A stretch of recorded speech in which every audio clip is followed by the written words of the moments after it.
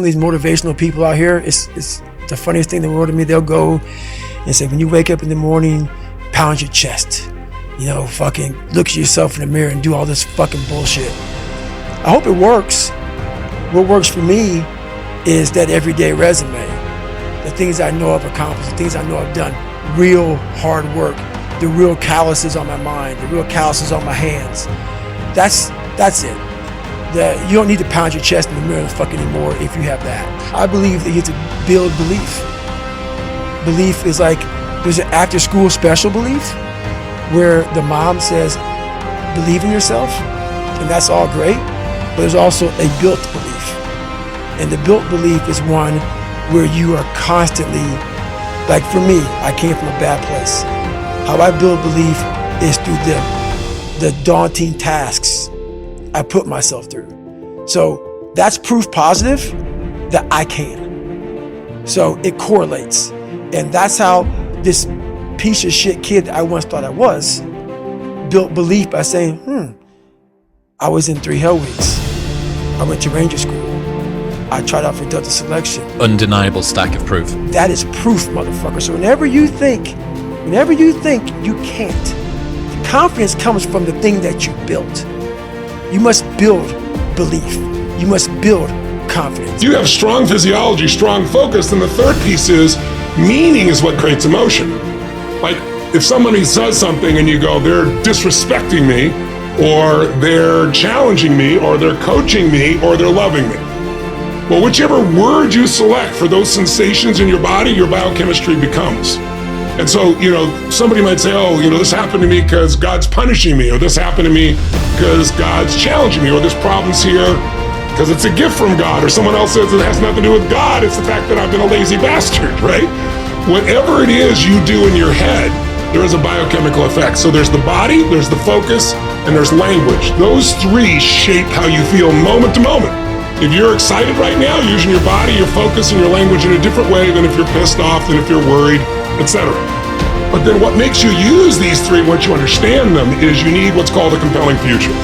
You need something that gets you to move forward. And I feel so bad for the generation today, the Z generation millennials, because so many of them are now talking about not even having children because of the exaggeration of the problems. We've always had problems. I remember we were gonna run out of oil, where the ozone was gonna be destroyed in the 1970s, the cover of Time magazine.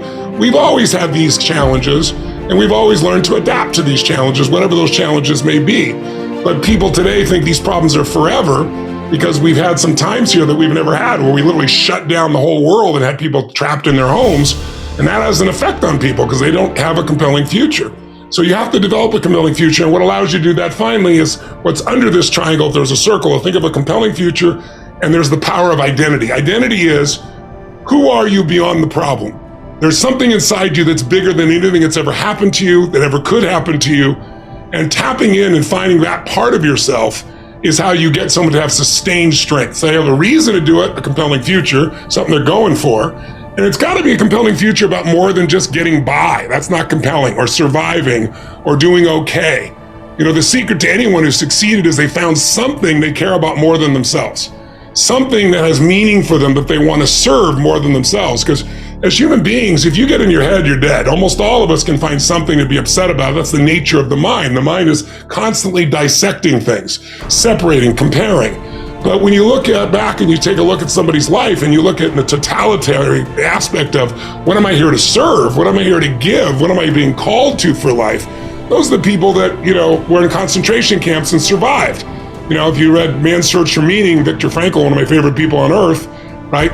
His entire piece was they had a will to live because they had a compelling future. They said, I'm going to live so that I can tell this story so it'll never happen again. They suffered the most intense suffering, but they made it through it because they had a compelling future.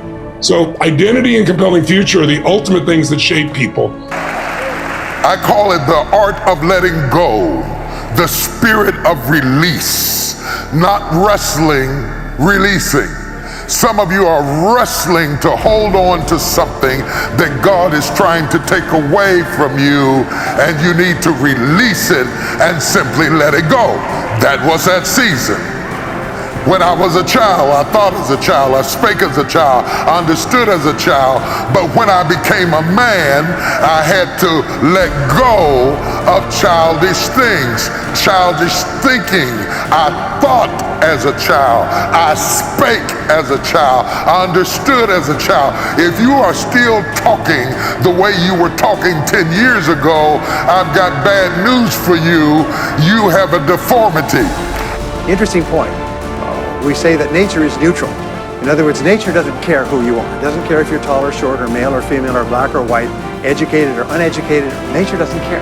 All that nature cares is that you do what successful people do. It's like making a recipe. Nature doesn't care if you follow a recipe. If you follow the recipe exactly, you get the dish. Nature doesn't care who's doing it. And that's the wonderful thing about our society. It's basically like justice. It's blind, is nature doesn't care. In fact, there are a lot of people who are not as smart and not as talented as you who are doing vastly better than you, not because they're better, but because they're just following proven success methods. There's nothing that will make you madder than to see somebody who's dumber than you, who's making more money than you, right? Have you had that experience? So what we do is we use proven success methods. We just find out what they are and we do them over and over again. Quick point, nothing works the first time, okay? Please understand that, nothing works the first time. What is the average number of times that a person tries with a new goal before they give up? Can you guess?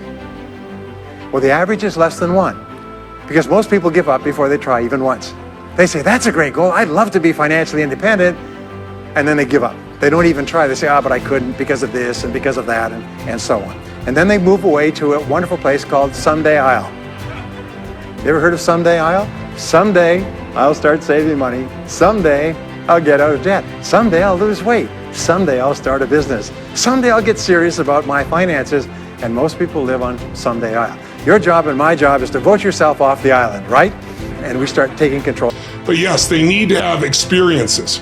A belief is a poor substitute for an experience. You can tell somebody something and they can nod their head and cognitively understand it. That's very different than the visceral experience of getting it in your body where it starts happening automatically. And just think of the learning process or even mastering. You know, you're a person like myself. We're always looking to master different things. How do you master things? Well, first step is cognitive understanding, right? You understand how it works, and that and $4 will get you a Starbucks, right? Because, you know, understanding doesn't do anything, but you have to get as a first step.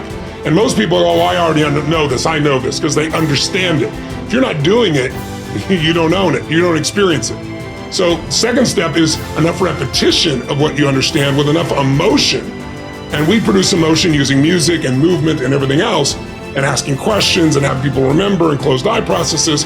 Because, you know, if I asked you where were you on 9/11, almost everyone on earth can tell you, even if they're not American, where they were when they first heard about the towers coming down, who was around and what they saw. But if I asked you where you were on 8/11, no one can tell you, unless they had something really special happen that day, because information without emotion is barely retained. So when you're telling your friends, that's not going to do squat. They're going to nod their head even if they understand or go, that's interesting. There isn't the emotional shift, because people only change in an altered state. I believe in an energy of God, an energy of, you know, everything is divine. You know, there's no thing that isn't divine. Everything is divine, and I'm that, not the body. I'm you guys, and I'm this thing, and I'm this thing, and I'm the cameras, and it doesn't matter to me what's happening on them. Sometimes I still have the groove cut in me that, you know, wants my hair to look nice. Right. It's an ancient thing, you know. There's still ego there, but I don't.